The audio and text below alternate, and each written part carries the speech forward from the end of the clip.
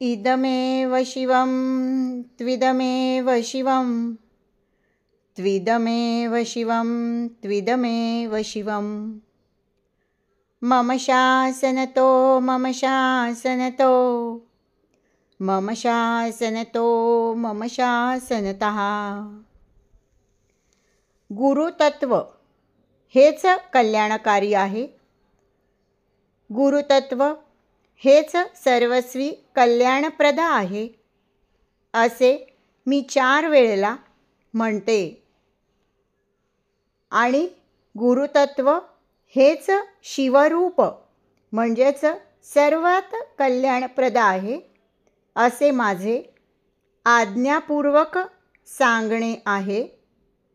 हेही मी 4 वेळेला आग्रहाने सांगते।